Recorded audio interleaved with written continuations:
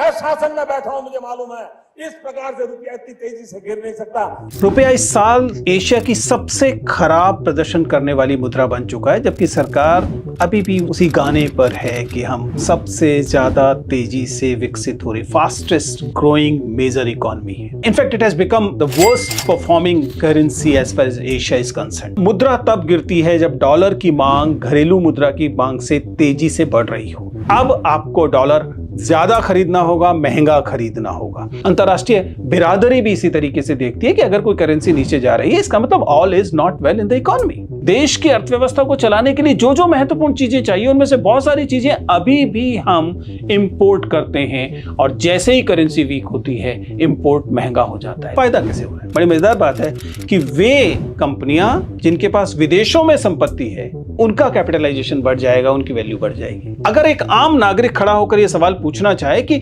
मेरे देश की करेंसी नीचे जा रही है, मैं सवाल किससे पूछूं? क्या वह सवाल आरबीआई से पूछा जाएगा? क्या वह सवाल अपने मालिक से पूछा जाएगा? क्या वह सवाल डोनाल्ड ट्रंप से पूछा जाएगा? स्वाभाविक है कि नहीं।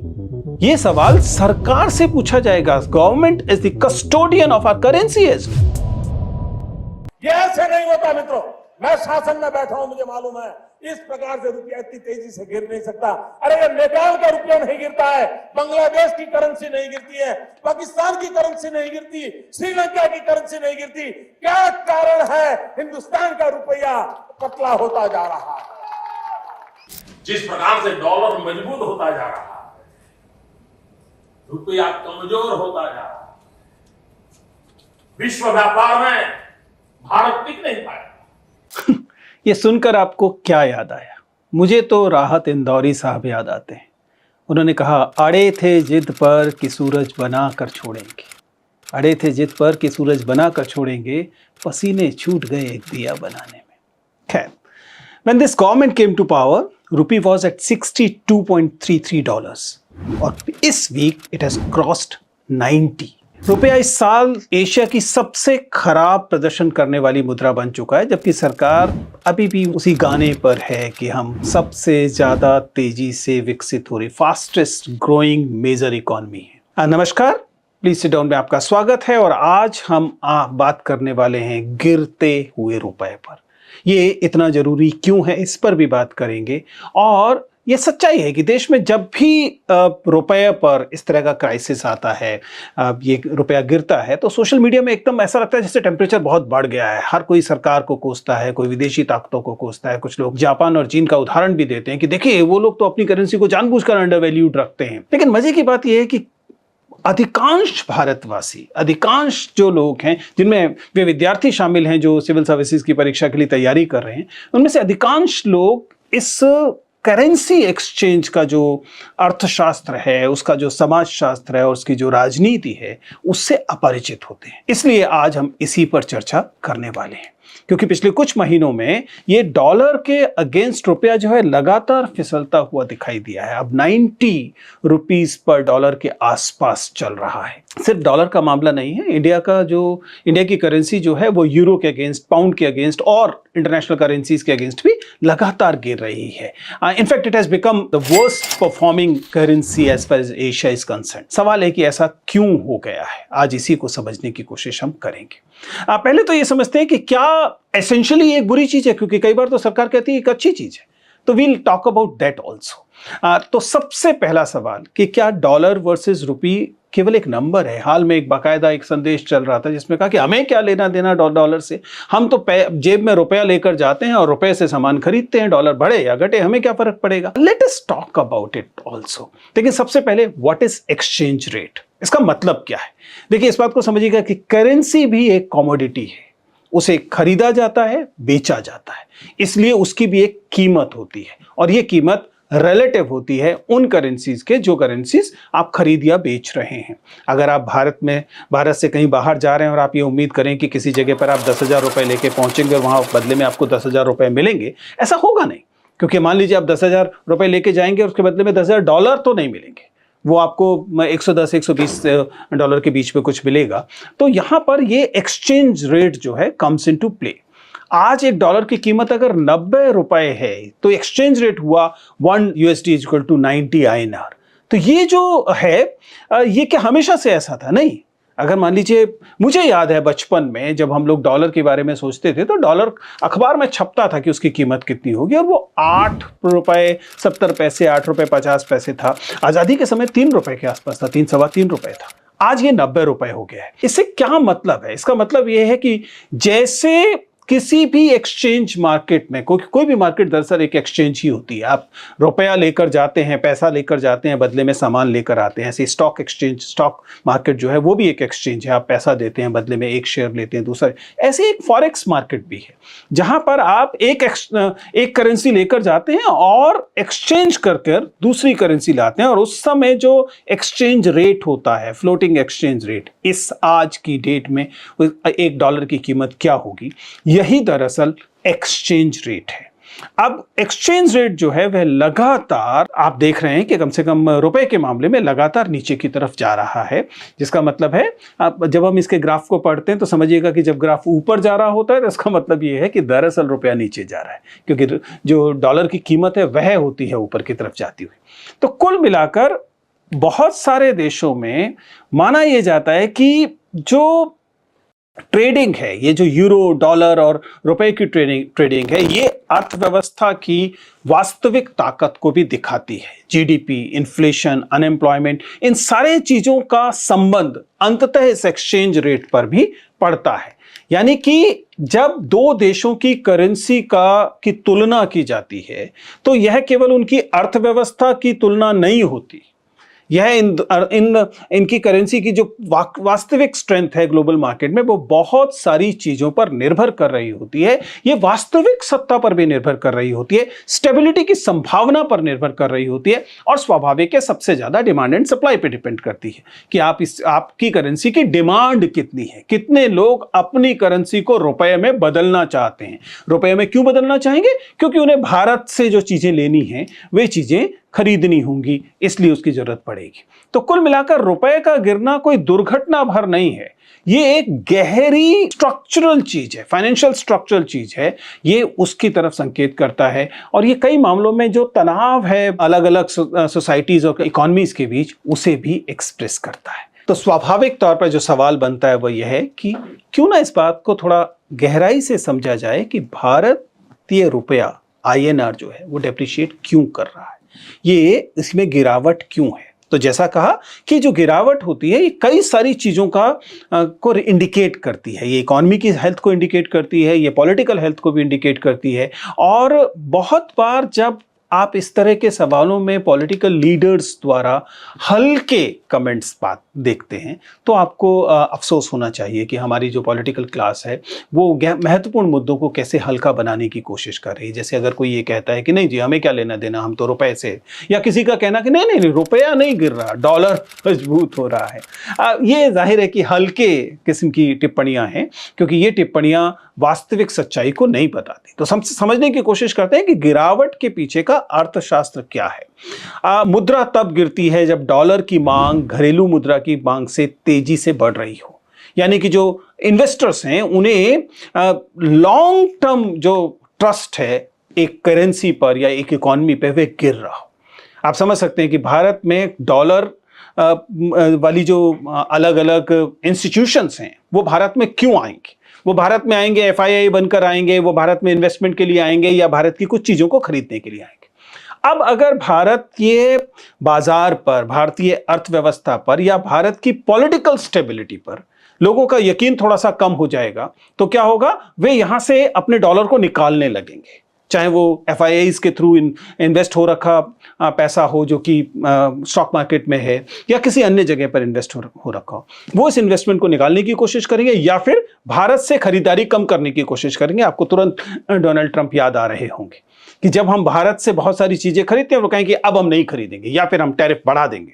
तो क्या होगा कि वाली मांग कम हो जाएगी। आपकी करेंसी की मांग कम होने का मतलब ही ये है कि अब आपको डॉलर ज्यादा खरीदना होगा, महंगा खरीदना होगा। ये जो महंगा खरीदना है इससे भी करेंसी का प्राइस जो है यानी कि डॉलर का प्राइस भारतीय रुपए की तुलना में मजबूत हो गया।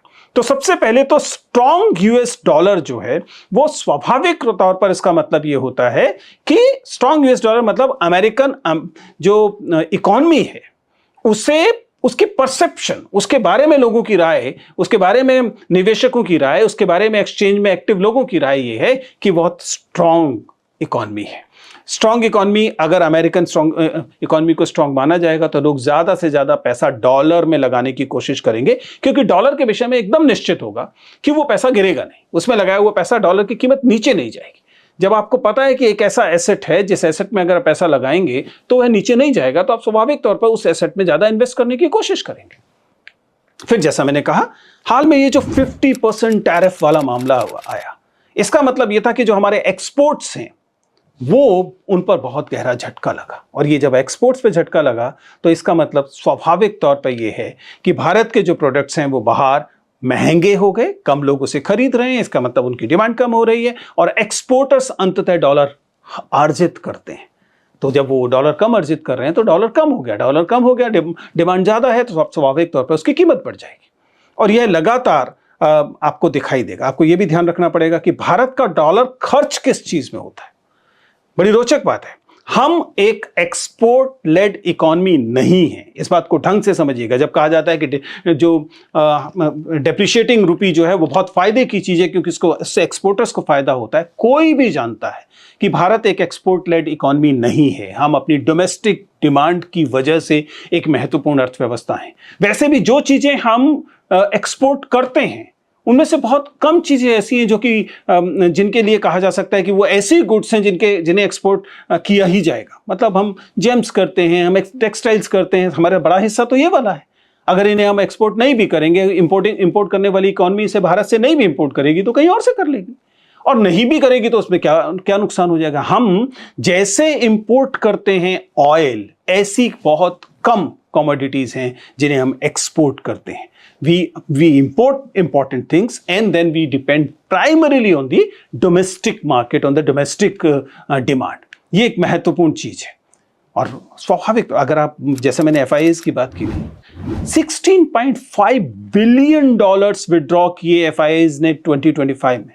16.5 बिलियन डॉलर जो हैं वो निकाल लिए गए। ये डॉलर जब निकाल लिए गए तो ये जो वैक्यूम क्रिएट हुआ उसकी वजह से भी डॉलर की डिमांड बढ़ेगी। ट्रेड डेफिसिट 41.7 बिलियन डॉलर अक्टूबर का जो आंकड़ा है वह ये बताता है। इसका मतलब है कि डॉलर की डिमांड और बढ़ गई। ध्यान रखिएगा, भारत का बहुत सारा डॉलर ऐसी चीज पे खर्च होता है जिसे हम डेब्ट सर्विसिंग कहते हैं। यानी आपने उधार ले रखा है, इंटरनेशनल बॉडीज से उधार ले रखा है, दूसरे देशों से उधार ले रखा है, वो आपने रुपए में नहीं लिया है, वो आपने जिस मुद्रा में लिया है वह मुद्रा डॉलर है। बड़ी रोचक बात है, जब आप IMF से या किसी इंटरनेशनल बॉडी से उधार लेते हैं एक देश के तौर पर, तो कहा यह जाता है कि सॉफ्ट लोन है, ये 1% का लोन है, ये 2% का लोन है, एकदम सच बात है। लेकिन आप ये भूल जाते हैं कि आपने ये लोन डॉलर में लिया है।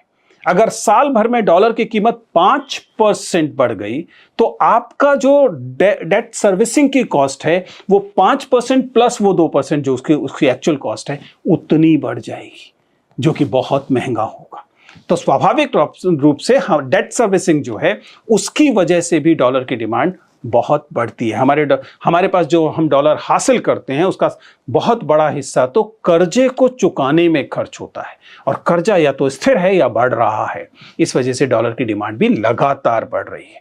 तो आपको कई सारी चीजें दिखाई दे रही हैं जिसकी वजह से साफ साफ लग रहा है कि अगर हम अर्थव्यवस्था के तौर पर मजबूत अर्थव्यवस्था नहीं बनेंगे तो ये डॉलर की स्थिति और खराब होती रहेगी। हमारा 85% से ज्यादा क्रूड ऑयल इंपोर्ट होता है, जिसे हम पेट्रो डॉलर कहते हैं। ये पेट्रो डॉलर की जो डिमांड है वो लगातार बढ़ रही है। अगर आप ये कहते हैं कि अर्थव्यवस्था बढ़ रही है, अर्थव्यवस्था में मैन्युफैक्चरिंग बढ़ रहा है, ट्रांसपोर्ट बढ़ रहा है, तो स्वाभाविक है पेट्रोलियम की डिमांड भी बढ़ रही है। और इस वजह से कई सारी इंपॉर्टेंट चीजें जो हम लोग इंपोर्ट करते हैं उसके लिए हमें डॉलर्स की जरूरत पड़ती है, जिसमें क्रूड ऑयल सबसे इंपॉर्टेंट चीजों में से रहता है। ये सब मिलकर एक तरह का दुष्चक्र तैयार होता है, एक विशेष साइकिल तैयार होता है। और इस विशेष साइकिल का परिणाम यह है कि अंततः हम अपने रुपए की कीमत को नीचे जाते हुए देखते हैं। सवाल लेकिन यह है कि हमें रुपया नीचे जाते हुए बुरा लगता क्यों है? हमें क्या मतलब? जैसा कहा गया कि हम तो रुपया लेकर जाएंगे बाजार में, रुपए किससे चीजें खरीदेंगे। अब रुपया बाहर जाकर उसकी कीमत क्या है, ये तो बहुत थोड़े से लोगों पर, अमीर लोगों पर असर डालना चाहिए इसको। जो लोग विदेश विदेश घूमने जाते हैं उनको परेशानी होनी चाहिए, एक आम व्यक्ति को इसको क्या परेशानी है? देखिए, ये दो तरह का मामला है। पहली बात तो सच्चाई ये है कि yes, there is a differentiated impact of falling rupee, but रोचक बात है कि डिफरेंशिएटेड इंपैक्ट जो है वो गरीबों के खिलाफ और अमीरों के पक्ष में जैसी स्थिति नहीं, मतलब जो सामान्य स्थिति है वो है कि गरीबों को इससे ज्यादा नुकसान होता है अमीरों की तुलना पर, उस पर हम अभी आएंगे। लेकिन दूसरी बात, स्वाभाविक तौर पर इसकी एक इमोशनल, उसका एक इमोशनल पक्ष है। इसे आप आसान भाषा में करेंसी नेशनलिज्म कह सकते हैं। ये ठीक ऐसे है जैसे कि आप खेलों में देखना चाहते हैं कि आपका देश ऊपर हो, आप किसी भी किस्म की प्रतियोगिता में देखना चाहते हैं कि आपका देश ऊपर दिखाई दे, वैसे ही आपकी दिली इच्छा होती है कि आपकी करेंसी भी ऊपर दिखाई दे। जैसे देश का झंडा ऊपर दिखाई दे, ऐसे देश की करेंसी भी। तो एक सेंस में एक प्रतीकात्मक महत्व भी है, क्योंकि अब जैसे जैसे रुपया फिसलता है तो स्वाभाविक तौर पर एक ऐसा नैरेटिव भी खड़ा होता है जो बताता है कि हमारा देश कमजोर हो रहा है। लेकिन एक बात तो स्वाभाविक तौर पर यह है कि आपको बुरा लगेगा अगर मैं बता रहा हूं कि मैंने अखबार में $8 रुपए का $1 देखा है, 8 रुपए 20 पैसे, 8 रुपए 30 पैसे का $1 देखा है, तो आप नई पीढ़ी को यह सुनकर हैरानी होगी, अच्छा एक समय में हमारा रुपया इतना मजबूत था। ये तो एक इमोशनल एस्पेक्ट हुआ। और करेंसी नेशनलिज्म एक किस्म की ह्यूमन बात है। स्वाभाविक तौर पर आप जिस देश में रहते हैं, जिस देश से प्यार करते हैं, उसमें देश की करेंसी को नीचे जाते हुए देखकर आपको बुरा लगेगा। लेकिन मामला सिर्फ इतना नहीं है। करेंसी नेशनलिज्म के अलावा भी फैक्टर्स हैं जो इस रुपए के नीचे गिरने को एक प्रतीक की तरह देखते हैं। पूरे अंतर्राष्ट्रीय बाजार भी इसे एक प्रतीक की तरह देखता है, अंतर्राष्ट्रीय बिरादरी भी इसी तरीके से देखती है कि अगर कोई करेंसी नीचे जा रही है, इसका मतलब all is not well in the economy. या तो वो स्टेबल होनी चाहिए। देखिए, वो ऊपर जाए अनिवार्यतः ये जरूरी नहीं है, लेकिन स्टेबिलिटी बहुत इंपॉर्टेंट है। इसलिए करेंसी नेशनलिज्म एकदम हवाई चीज नहीं है, उसे एक तरीके की थोड़ी सी सच्चाई भी पता लगती है, उसे देखना पड़े। लेकिन उस शोर में नहीं खो जाना चाहिए जो शोर नैरेटिव से पैदा होता है, केवल हल्ला मचने से पैदा होता है। ये पॉलिटिकल पार्टीज, जैसा हमने देखा कि चुनावों में इस्तेमाल करने वाले मुद्दे से कुछ गंभीरता से देखना चाहिए। एक स्ट्रॉन्ग करेंसी किसी भी देश को आकार देती है। एक स्ट्रॉन्ग करेंसी जो है वह देश को एक तरह की स्थिरता देती है, और जो कमजोर करेंसी होती है वह भी प्रभावित करती है। सामान्यतः यह प्रभाव नकारात्मक होता है।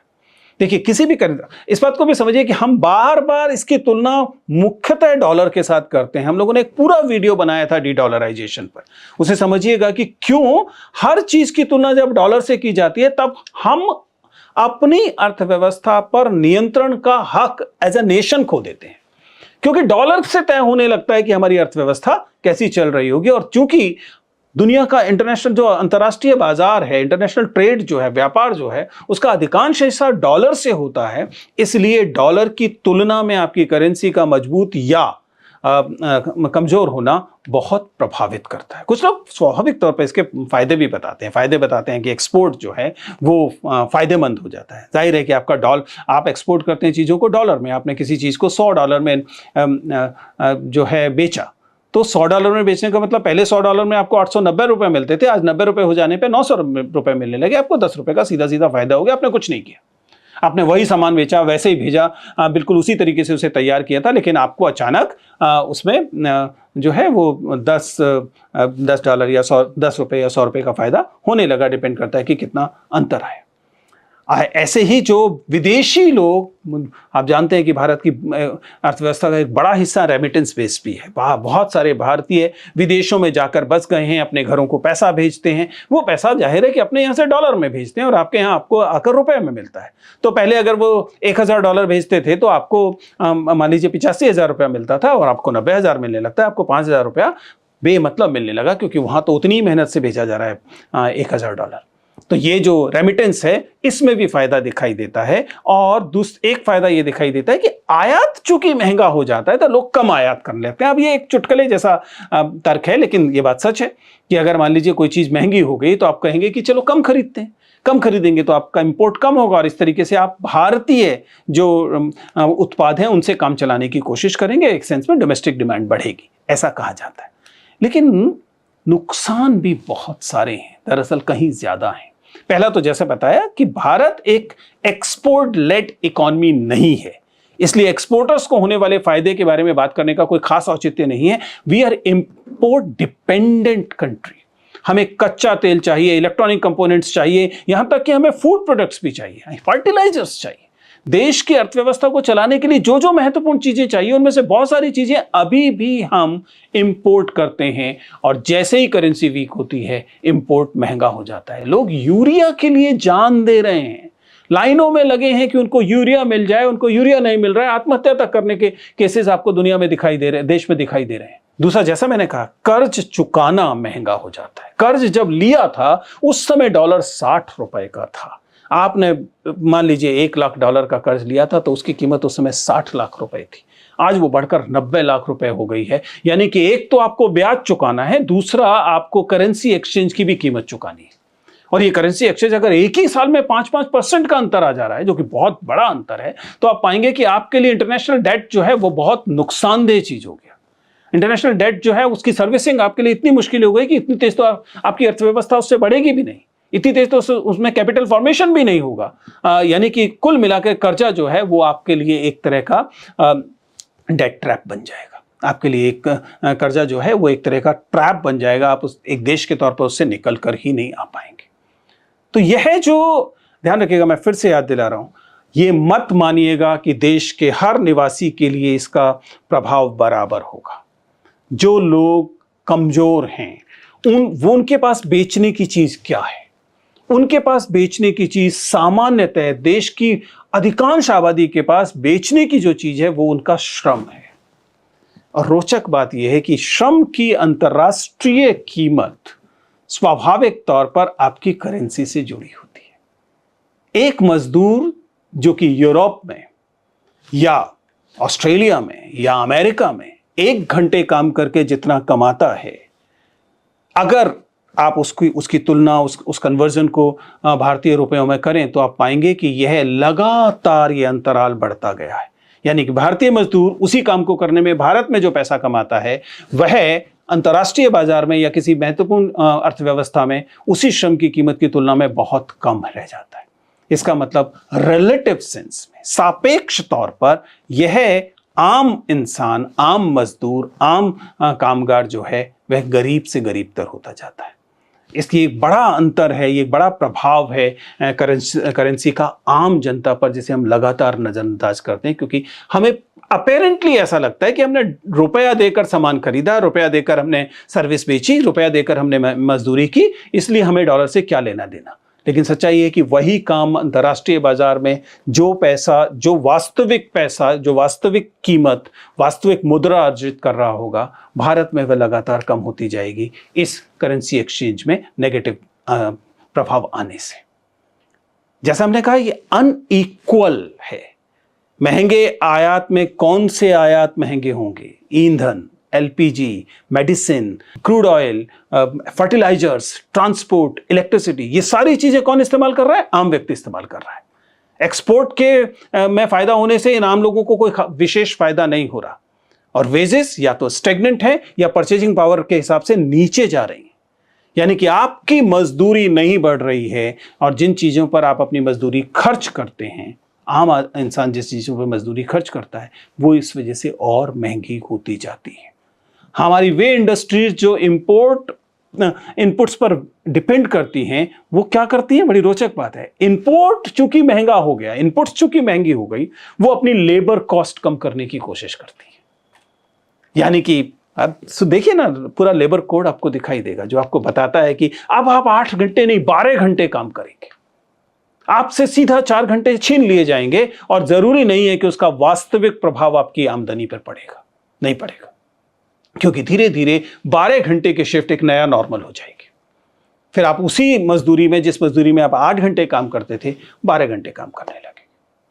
और इस वजह से जो आम कामगार है वह इसकी सबसे बड़ी कीमत चुकाता है। अभी हाल में एक प्रकरण आया जिसमें कि एक विदेशी सीईओ भारत आई और बहुत हैरान हुई कि अरे वाह, ये ब्लिंकिट और ये जो नए नए प्लेटफॉर्म्स हैं, ये 10 मिनट में सामान लेकर आ रहे हैं।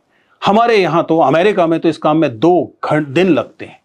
लेकिन जरा सोच के देखिए कि ये सामान लाने वाला व्यक्ति इस सामान लाने के लिए, इस डिलीवरी के लिए जो मजदूरी पा रहा है, उस मजदूरी में क्या आप कल्पना कर सकते हैं कि अमेरिका में कोई कामगार काम करेगा? ऑस्ट्रेलिया ने हाल में इन गिग वर्कर्स ने, जो कि उबर चलाते हैं या जो वहाँ पर कहा जाता है डोर डैशिंग करते हैं, यानी कि ये सामान को यहाँ से वहाँ ले जाते हैं, उन्होंने $31 प्रति घंटा, चाहे काम मिले या ना मिले, $31 प्रति घंटा की डिमांड अपने जो प्लेटफॉर्म है उससे की है। $31 को कन्वर्ट करेंगे तो आपको पता लगेगा $1600 प्रति घंटा। ये जो कन्वर्ट करना है, असली मसला यहीं पर है।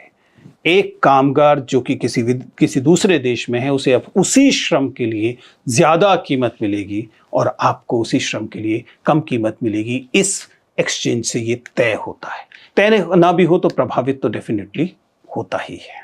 तो फिर फायदा किसे होता है? अगर आम भारतीय को, आम इंसानों को, आम कामगार लोगों को नुकसान ही नुकसान हो रहा है, तो फायदा कैसे हो रहा है? बड़ी मजेदार बात है कि वे कंपनियां जिनके पास विदेशों में संपत्ति है, उनका कैपिटलाइजेशन बढ़ जाएगा, उनकी वैल्यू बढ़ जाएगी। विदेशी निवेशक, उनके लिए भारतीय संपत्तियां और सस्ती हो जाएंगी, क्योंकि उन्होंने तो डॉलर में इन्वेस्ट करना है ना। जो संपत्ति, जो एसेट्स वे लोग खरीद रहे हैं, उसके लिए उन्हें डॉलर देना है और भारतीय संदर्भों में वह रुपए में जाने वाला है। इसलिए विदेशी निवेशकों को इससे फायदा होगा। या फिर वे लोग जो कि डेरिवेटिव्स लेकर जो रिस्क होता है उसकी हेजिंग कर लेते हैं, उनको फायदा होगा। आम नागरिक इस लेवल पर इन्वेस्टमेंट नहीं करता है, इस तरह की स्पेकुलेशंस नहीं करता है, इस किस्म की सट्टेबाजी नहीं करता है। फिर गिरता हुआ रुपया एक किस्म का आर्थिक हथियार बन जाता है, जिसमें जो मुनाफा कमाने वाला व्यक्ति है वो इससे होने वाले किसी भी नुकसान को ट्रांसफर करता है, फायदा अपने पास रख लेता है। यह आपको साफ साफ दिखाई देगा। लेकिन हमारा सवाल किससे? अगर एक आम नागरिक खड़ा होकर यह सवाल पूछना चाहे कि मेरे देश की करेंसी नीचे जा रही है, मैं सवाल किससे पूछूं? क्या वह सवाल आरबीआई से पूछा जाएगा? क्या वह सवाल अपने मालिक से पूछा जाएगा? क्या वह सवाल डोनाल्ड ट्रंप से पूछा जाएगा? स्वाभाविक है कि नहीं।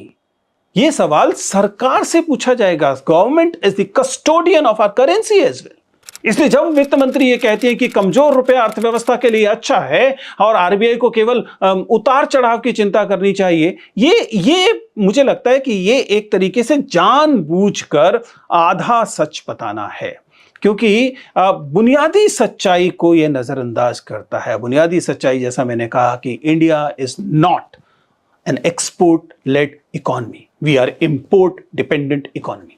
हम जो निर्यात है उस पर आधारित अर्थव्यवस्था नहीं है, हम आयात पर आधारित अर्थव्यवस्था हैं। इसलिए गिरता हुआ रुपया महंगाई बढ़ाता है, प्रोडक्शन की कॉस्ट बढ़ाता है, किसान, मजदूर, कामगार के लिए मुश्किल करता है, उसके श्रम की कीमत को कम करता है, आम व्यक्ति उससे प्रभावित होता है। इसलिए सरकार को इसके बारे में एक्शन लेना चाहिए और सरकार को यह सुनिश्चित करना चाहिए कि जब भी रुपया गिरता है तो आम जनता को उसके लिए पर्याप्त कंपनसेशन मिलना चाहिए, और यह बहुत जरूरी है। अगर ऐसा नहीं होता है तो इसका मतलब सरकार उस जिम्मेदारी से भागती है। और बहुत सारी चीजें, जाहिर है कि अर्थव्यवस्था को मैक्रो और माइक्रो लेवल पर चीजें करनी पड़ेंगी। जैसे कि हम अपना इंपोर्ट अगर कम कर सकें तो फिर इससे हमें नुकसान होना कम हो जाएगा, लेकिन उसके लिए आपको अपनी मैन्युफैक्चरिंग को मजबूत करना पड़ेगा। उसके लिए आपको अपनी अर्थव्यवस्था को इतना मजबूत करना पड़ेगा कि वो इंटरनेशनल चीज पर कम डिपेंडेंट हो जाए। दूसरा तरीका, जैसा हमने कहा था, डी-डॉलराइजेशन एक तरीका हो सकता है, लेकिन डी-डॉलराइजेशन एक डिप्लोमेटिक एक्शन है। और जिस तरह से हम अमेरिका के एक्शंस को हाल फिलहाल में देख रहे हैं, खासतौर से टैरिफ्स इत्यादि को लेकर, हमें नहीं लगता कि ये आसानी से लिया जा सकने वाला फैसला है। सरकार ऐसा फैसला लेने से लगातार बचेगी। खैर, एनीवे, सवाल ये है कि हमें एक मजबूत करेंसी चाहिए या कमजोर करेंसी का चाहिए। जब कोई ये कहता है कि नहीं, हमारे लिए कमजोर करेंसी फायदेमंद है या कमजोर करेंसी या मजबूत करेंसी से हमें कोई लेना देना नहीं होना चाहिए, मुझे लगता है कि वो एक झूठ है। ये बात सही है कि ये बात जटिल है, ये कॉम्प्लेक्स चीज है, इसे समझने में थोड़ा सा ताकत लगती है, पर इसका मतलब ये नहीं है कि हम इससे अप्रभावित रहते हैं। हम इससे अप्रभावित नहीं रहते। इसका डिफरेंशिएटेड इम्पैक्ट पूरे देश पर पड़ता है, कुछ लोगों पर कम, कुछ लोगों पर ज्यादा, कमजोर लोगों पर ज्यादा, मजबूत लोगों पर